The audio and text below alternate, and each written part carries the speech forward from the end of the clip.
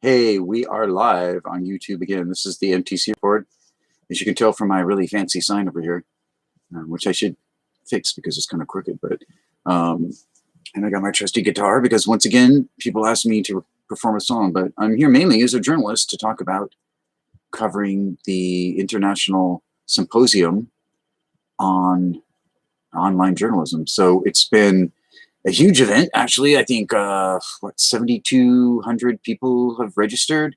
There's been participants from 132 different countries. So this truly is an international event, and I'm proud to be participating in it. I've met some really great people. We've had a great time, especially today, because I think finally that day 3 of the conference. This has been going on since Monday, so we're going to be here every day doing this coverage until Friday. So that's 5 days, and 5 nights of editing video. But that's what happens when you're a journalist. In the meantime, I did get a chance to play some music, which is great.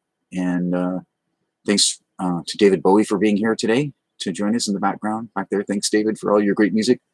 I really had a good time today, and I felt like for the first time, the social aspect of this international symposium actually started to take shape in a way that felt almost natural. I mean, it felt okay. I've complained in the past about these platforms like Wonder and Shindig and, feeling kind of forced into these chat rooms and things, and how that actually creates a lot of technologically based social anxiety for people. I mean, it's difficult, to start a conversation online with people that you've never met before, you know nothing about them, and all you see is an icon. So, it can be very impersonal, and it's not always an easy gap to bridge. So I think today we did that, though, and a lot of that had to do with Mint, who is the technologist at the New York Times, and she was able to talk to us afterwards on the Wonder platform about specifically AR, augmented reality. And yes, there are some apparently rumors about some new glasses coming out. Remember the Google glasses? Well, keep your eye out for this.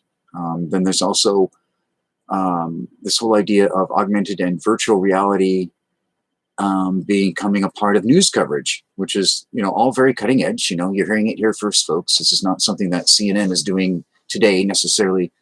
And one of the takeaways on that was very clear from the evening conference on this subject, and that was that the technology is trying to catch up with the demand. So as a news journalist, I would love to be using photogrammetry.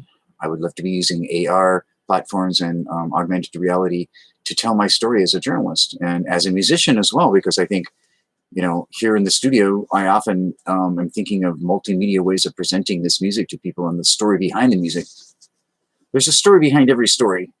That's why my MTC report, when my friend Space Dog did the intro, he says, the news behind the news, because I think a lot of times that's what I'm trying to do, is I'm trying to find the news behind the news, and that's what every good journalist should be doing, I think.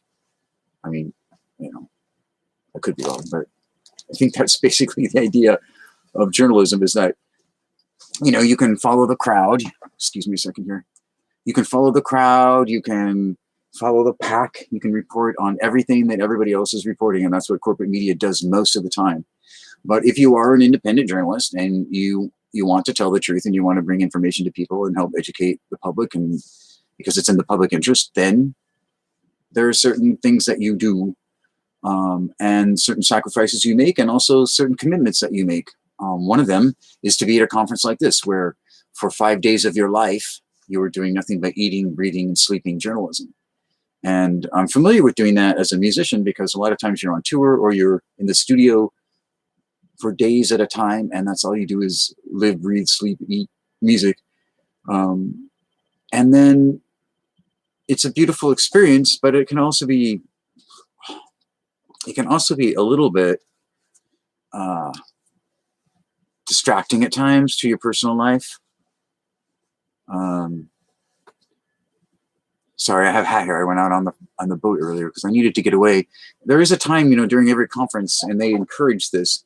There's a time for everybody to get away and to kind of think about, why am I doing this, and what is life about, And so even in the middle of a conference, I think you have to take breaks, and they have done that.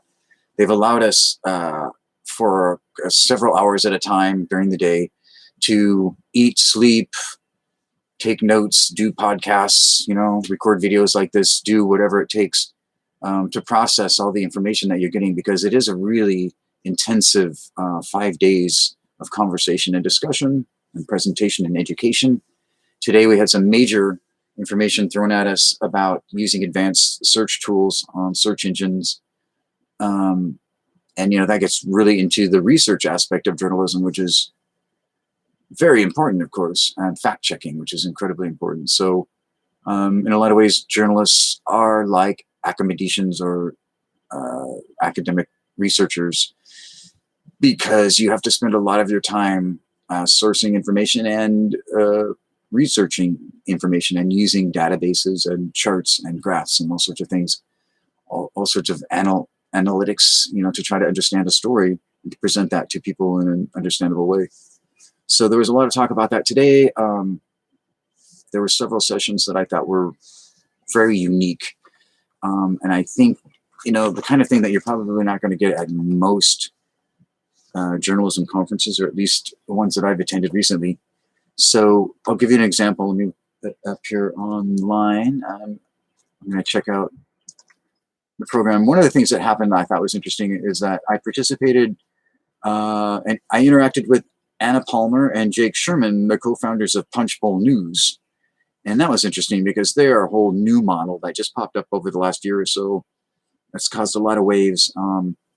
And they've, been, they've received accolades and also been criticized by fellow journalists and editors and publishers. Evan Smith is the CEO and co-founder of the Texas Tribune, and he was the host, the MC for that session, the chairperson for that session. And he is a very interesting guy himself. Of course, his personality is really unique, so you got to check him out. Evan Smith started the Texas Tribune as a co-founder, and the Texas Tribune, if you didn't know, is, yes, a major Texas newspaper, but it's also a nonprofit. So it has a nonprofit model, which is also where I'm working and with Democracy Watch News. We also have a nonprofit model. And so it's very interesting to see the differences between the corporate model, the commercial models, and the nonprofit models, because straight up, we discussed that today several times. One of the issues, especially during that session, this was the morning session, the keynote session was Anna Palmer and Jake Sherman. And this whole idea of what constitutes news, whether, people are caught up in a bubble in reporting on what happens in Washington, D.C. instead of their own communities, which I totally agree with, is totally true. The difference between nonprofits and commercial enterprises when it comes to news organizations.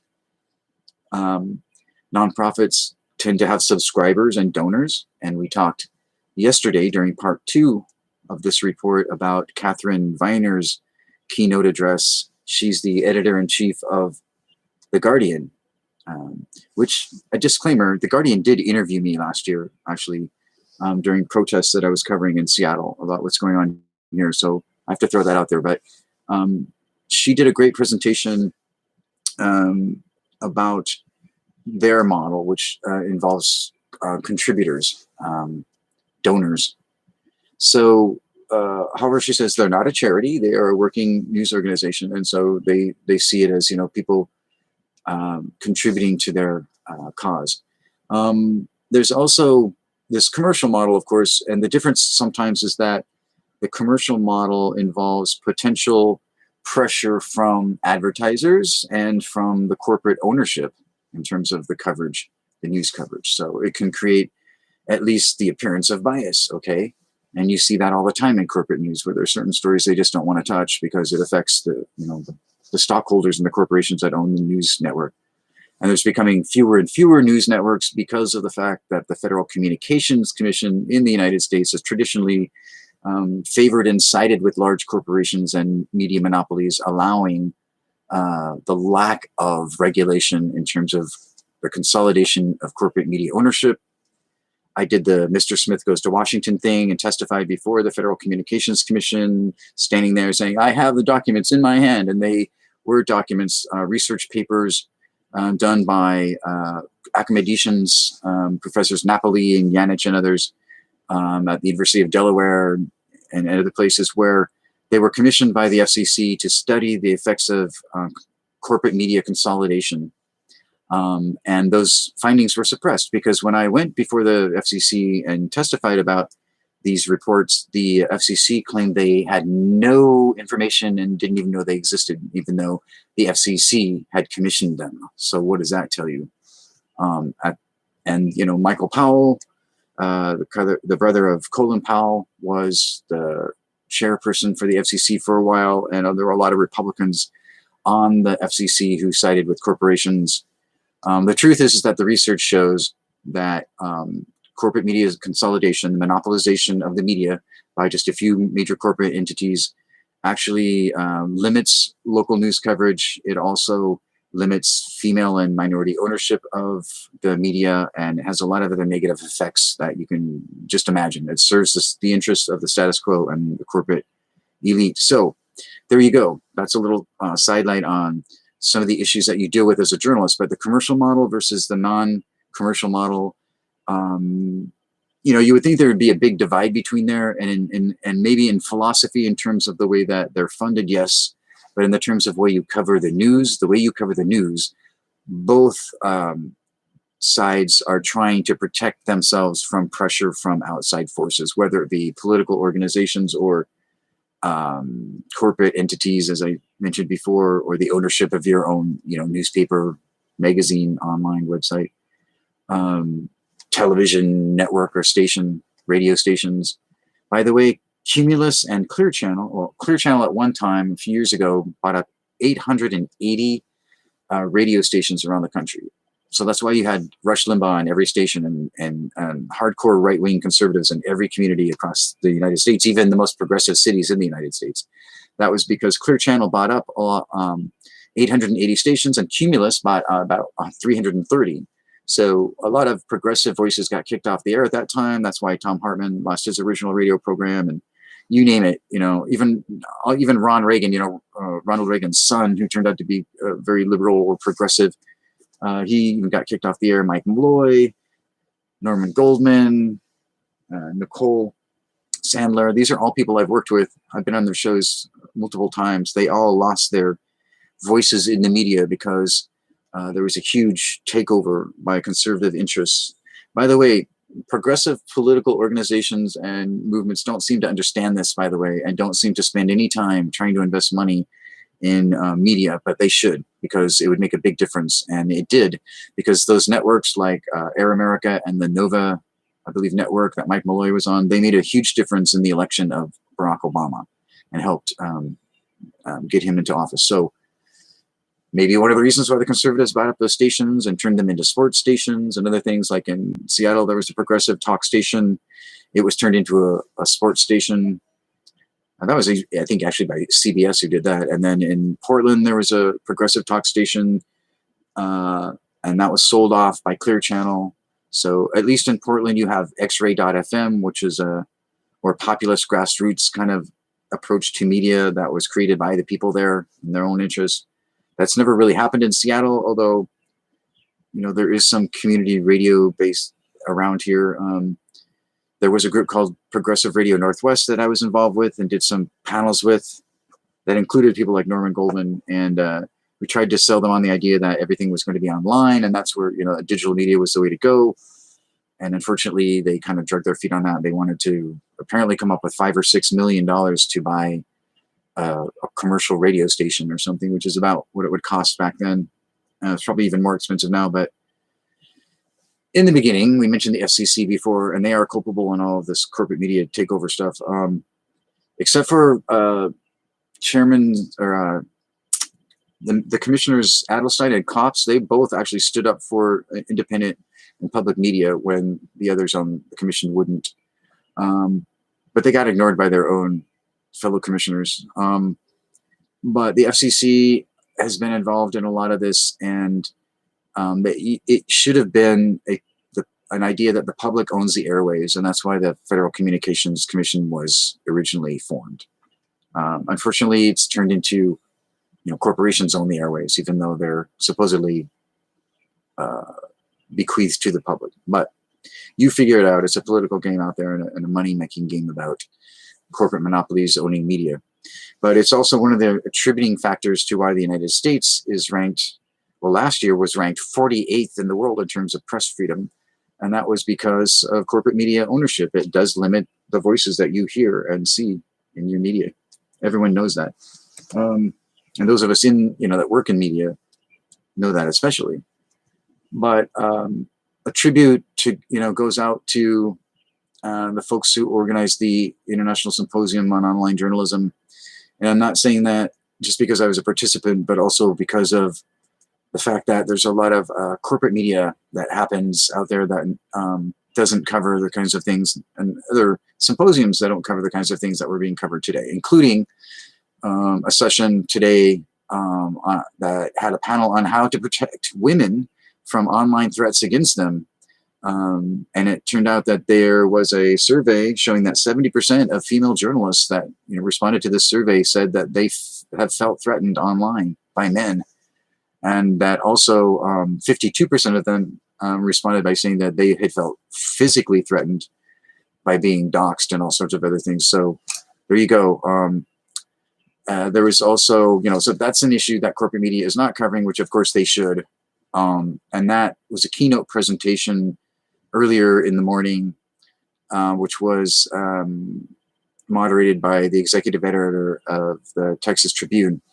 He's a very interesting guy who we'll talk about in a minute. But how will journalists and news organizations use photogrammetry, augmented reality, and virtual reality to tell their stories? That was another huge issue today during this international conference. Will AR and VR work for coverage of breaking news stories? That was my question to the panel, which they all addressed in depth because it's something that they've all been thinking about as well.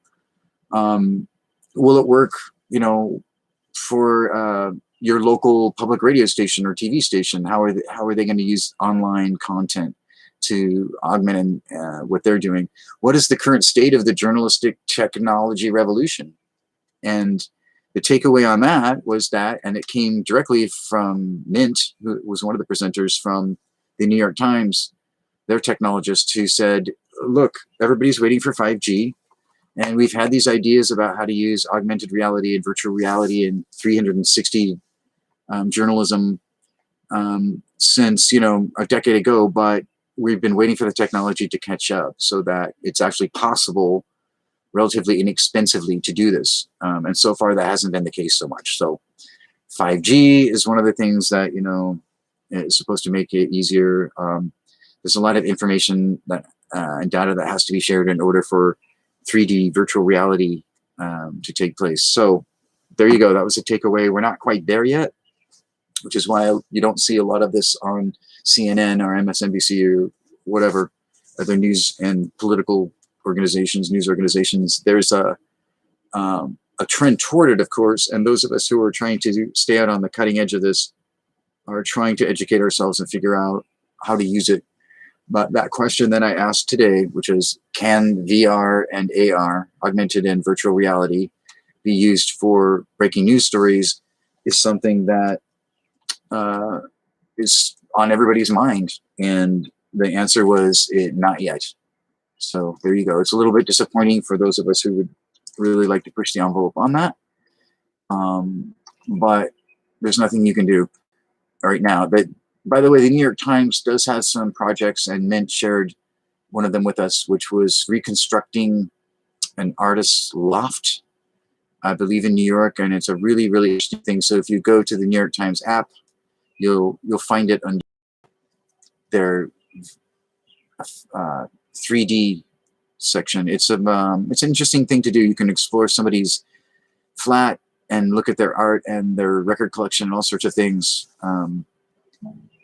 through VR, which is based on photogrammetry, which we talked about a lot today, and that has to do with taking photos. As a journalist, what you do is you would walk around the environment with your your smartphone or whatever photography device you use, and you take pictures of an area or an object that become virtual reality that people can negotiate on their through 3D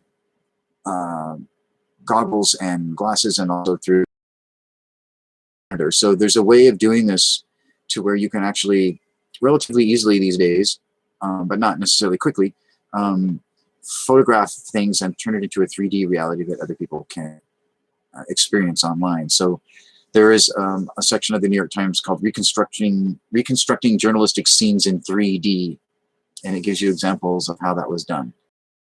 That actually came out of a session that took place on the Wonder platform after the day's sessions, where Mint was in the room and willing to interact with people. So we used that interactive platform to video conference with each other. And I don't know if you're familiar with what Wonder is, but it has separate rooms that you can set up if you host it, where people can have video in conversations and audio or video conversations. You can either use an icon or just a blank icon, or you can actually use video and people can see you. So you enter a circle that other people are in, or you create these circles that other people can enter, and then you can have conversations. And so that was happening today, and that was one of the more successful examples how these platforms can work. In the past, I've seen them not work so well because people, like as I mentioned before, have social anxiety associated with talking to someone, even if it's a video, because it's just like being in a party in person. You're worried. Do I look okay? Is my hair a mess? Silly things like that. It's like, well, you're still seeing someone, and you might even be seeing the environment they're in. So maybe they're in their private space too, which makes it feel a little bit more intimate. Their cat might be climbing across their shoulders or something.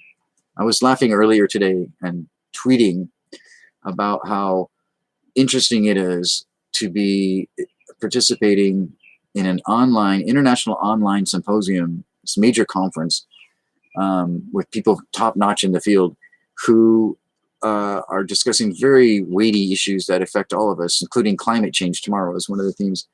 And you're listening to this and you're participating actually in this conference.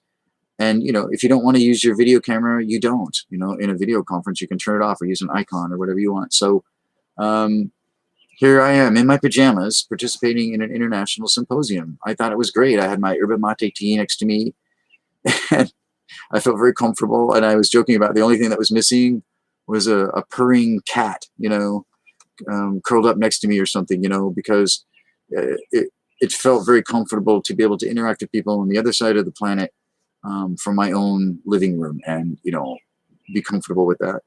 So that was an interesting experience. And I'm sure that people will be experiencing more and more of that as we all get more and more used to video conferencing. But there were a lot of other things going on today that were very interesting besides the conferences that I mentioned before. And I think there's more interesting things that are going to be happening tomorrow. So I have several takeaways about it. I think that, the fact that technologists are waiting for the adoption of 5D and faster data pipelines for VR and AR to be used by reporters on breaking news coverage is exactly the kind of information that I was looking for. We aren't quite there yet, and that answered a question that has been, dogging me for a while. I'm anxious to get on with that media revolution. And one of my statements, which I said over and over again, is that I realized in the past, in an article I wrote, that all of these mediums were going to change from radio and television and turn into just multimedia on whatever device you wanted to use, mostly handheld devices at some point. But also, there really is no such thing anymore as TV or radio, or what's a podcast as opposed to a live stream, as opposed to a video conference. It's all mixed up together. It's just multimedia. And whatever art form or profession you practice or hobby, there are many different platforms for it, and you can choose as an individual which ones to utilize and which ones not to. But video, audio, 3D realities, augmented realities. They're all available to you there. Digital data, presentations.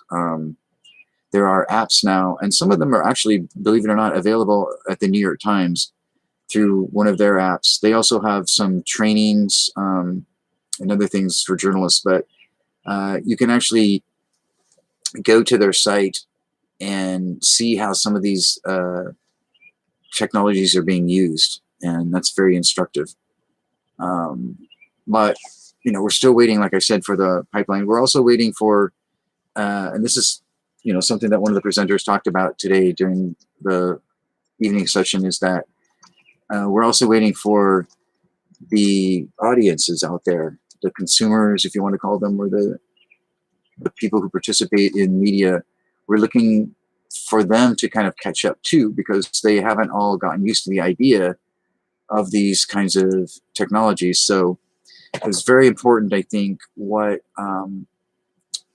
Retha Hill pointed out, professor practice and director of the New Media Innovation and Entrepreneurship Lab at Arizona State University. She made it very clear that you can develop all of these technologies as much as you want, but until people feel like they're a necessity in their lives, like the GPS system that people now use to negotiate all over, through their own city, streaming platforms like YouTube and Facebook. These are all things that people are getting used to, and some of those things have become almost a necessity in people's lives, in their own minds at least. And that's when they share them with other people. It becomes important, that app, that allows them, to get food delivered to their home, or allows them to get through traffic quicker, or whatever it is. It's something that might be very useful and practical for them. And so what Retha was saying was that, what Professor Hill was saying was that at some point, people will have to be convinced about that, in that same way, about virtual reality and augmented reality and other platforms like that, because right now it seems like something very new to them. But at some point, when they start using applications that are actually incredibly useful and make their lives easier, then the usership will, increase exponentially. Until then, it is a hard sell at some time, at some point, to try to convince people that they should be using these technologies who don't actually own, some of the hardware to go with it, like the goggles and things. So, but it was a very interesting panel about immersive journalism, and that's what this is all under the heading of, is immersive journalism. In other words, how do you really bring people into the story? How do you bring them into it so that they experience things that you've experienced as a journalist while you were, researching the story, or interviewing people, or walking through that neighborhood? So you can recreate virtual neighborhoods, and literally people can walk through the same neighborhood that you're reporting on virtually. There are there's a few Google Earth apps that are very advanced now, that are allowing people to do some interesting things. And they have a timeline system now that allows you to kind of get a retrospective on how the land has changed over the years. If you're looking for something on Google Earth, you want to, check out the history of that particular part of the world. So you can see that. There's so much else, that we could talk about, that I could report on from this conference. But I think, one of the things I'll do is I'll do a podcast with Democracy Watch News tomorrow, and we can go into some of the more details of the technology involved in all of this. But, there are a lot of ways to use these technologies that involve shareware, which is not a bad thing. And it will allow the average person who is not a technologist or a software engineer to do things like, Journalism 360. That's one place you can go and do this kind of cutting edge multimedia presentation. Just to throw a few names out there in terms of 3D and virtual reality platforms and software, capturing reality. Okay, so Ice Cloud 3D was one of the recommendations we got today from Ben Kramer, who's an independent journalist technologist who deals with a lot of this kind of stuff. And there's Sketchfab from the UK, and Thomas Flynn was a part of the panel today, and he had a lot to say about these applications. So there are all places where you can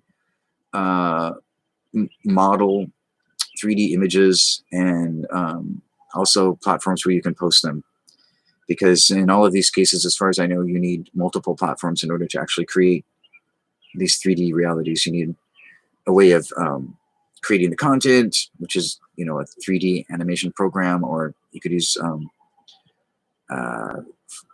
photogrammetry to do that. But you have to model that stuff, and then in order to post it, you need a platform that will be able to host these 3D realities, which do take a lot of bandwidth and a lot of intricate algorithms and information. So it can be tricky. But there are ways of learning all this, and we found out today that actually Mint, from the creative technologist from the New York Times, is actually willing, and her team is willing to actually give news organizations some trainings on how to use this stuff, which is really cool, because you're getting it from the people who are developing it, and getting training from those people is important. She asked me, what was the most important thing that a journalist could gain or needs from these particular new groundbreaking platforms. And I said, well, we need help basically learning about the availability of the technology, because a lot of us are not technologists ourselves, or we may not have a science reporter on our staff. So we need to get the heads up that this stuff even exists, so we won't know that we can use it. Then once we are aware of what the cutting edge of the technology is, and most of us want to be on that cutting edge, then we need people to help train us to use it. So we need people to actually work with news organizations and do online, at least training sessions, and so that is available and that can happen. We definitely need more free and shareware in these technologies, so that people who don't have a huge bank account or a huge commercial sponsor or something can afford to use them, because some of it is very intricate software. Anyway, we had some really great presentations on that whole issue, and that particular session was moderated. The chair of that session was Robert Hernandez, and he's the professor of professional practice at the University of Southern California. So it was a very good day in terms of information that you're not normally going to get at your average expensive membership type of journalism conference. By the way, this one is not expensive, especially compared to a lot of them that take a lot of money. But just to give you a few of the presenters today, there was actually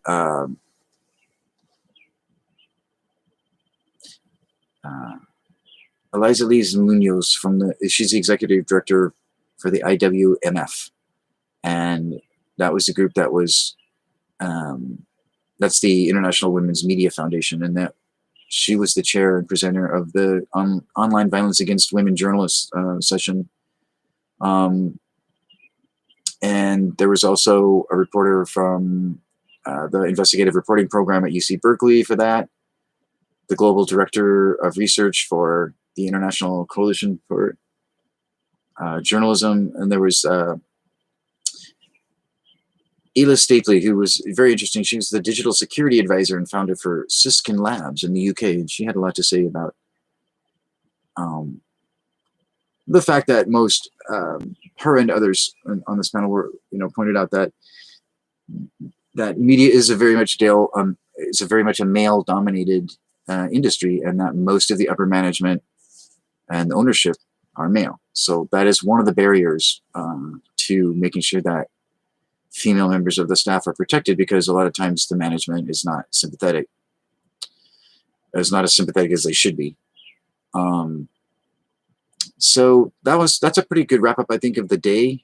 I'm trying to think if there's anything else. I have intricate notes here that I haven't had a chance to go through and process as much as I'd like yet, that talk about other ways to use LiDAR information and an iOS device to create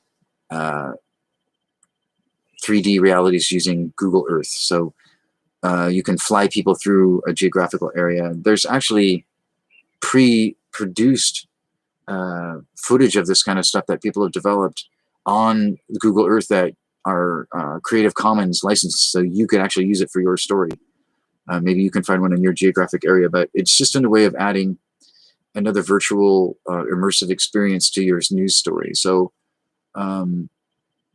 these are things that I remember Ben Kramer was responding to that. He was kind of the indie journalist technologist guy. And he was saying that if he was going to try to do breaking news reports using these technologies, which isn't really happening, and he's never done that, he would use LiDAR, an iOS device, and Sketchfab. So that's it. It's like you could do it. It takes a little while. It's not immediate. You can also take a bunch of photos and then just use a photogrammetry program and create this sort of photosynthesis thing that, will create a 3D image of what you're reporting on. Checking my notes here to see if there's anything else I left out that I should mention. Otherwise, I should probably do the song. You can listen to the Democracy Watch news podcast, Democracy Cast, in which we will cover this, and I'll do another report. I'm looking at my notes here really quick to see if there's anything I should tell you. This is a lot of really technical information. Yes, I actually use real note cards, folks. That's because, there was a lot of talk about cybersecurity today and the importance of using VPNs, and how you can go to browserleak.com to see, what other people see when you go to their website about you. And enabling multi-factor authentication was very, very important. It was stressed over and over again during one of the panel discussions. And it's, it's all about, being very careful and secure in your password usage, and how not to use your personal phone for reporting. And lock down your Facebook security settings as much as you can. These are security issues that are especially important to journalists and especially female reporters. So that's where this came up. And I think it's a very important point. These issues of trying to be aware of cybersecurity when you're a journalist. Enough said there. I'm going to do a song. So I got a request again to do some music before I signed off today. And I was thinking what should I do when I've been at a long conference all day, although I snuck out again. Like I said, they did give us a couple of hours. It's been days that we've been doing this, but they did give us a couple of hours to sneak away. So I grabbed my little sort of boogie board kayak kind of thing that I go out on the water on, and actually got out on the water, and that was cool. Right now, I'm trying to figure out, okay, I'm going to do a bluesy song, I think. I'm just trying to check to see if I'm still broadcasting on YouTube.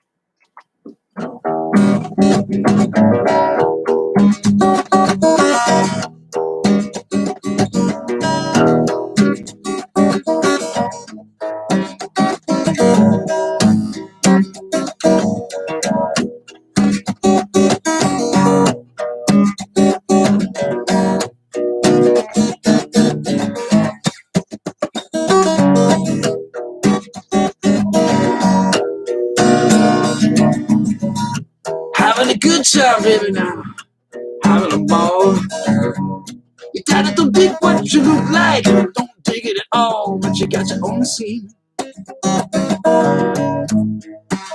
And now you're doing fine. What about the people who scream and shout? I said, give it 50 years and maybe they'll work it out. But I gotta have a good time. All the time. If you think you got something to lose, you better leave it behind. If you think you got something to give, then let it shine.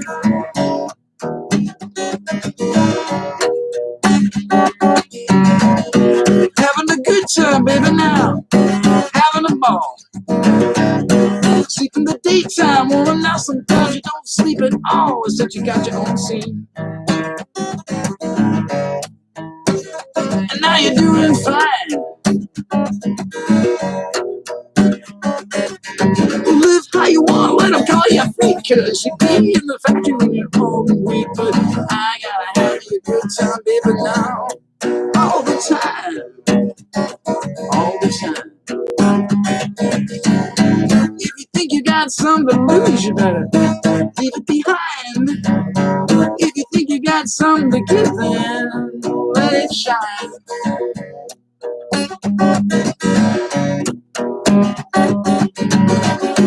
Having a good time, baby, now.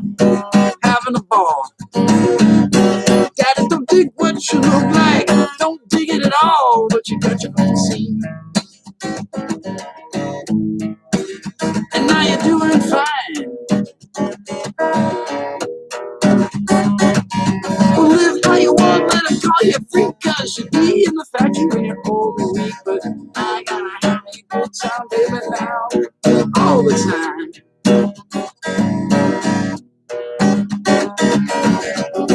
Having a good time, baby, now. Loving your life. More things ahead now, woman, than just being a wife. You said you got your own scene. And now you're doing fine. What about the people who scream and shout? I said, give it 50 years and maybe they'll work it out. But I gotta have a good time. All the time. All the time. All the time.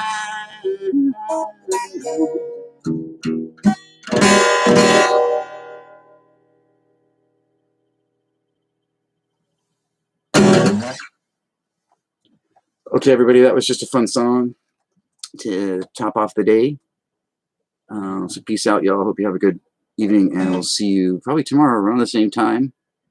And in the meantime, you know, you can check me out on Instagram and Facebook, Twitter, because I'm there doing coverage of this conference and other things. And then my music is actually going to be released soon. I have an EP, and so be looking for it soon on Spotify and all of those places, iTunes and Apple Music and all that, and I'll let you know when that happens. I'm really excited about it because it's been really fun recording this rock music and just putting together a band and, you know, doing music. I mean, I'm in Seattle. That's why I moved here, because I love the music. So besides being a great place to do journalism because it's so newsworthy and there's so much going on here all the time.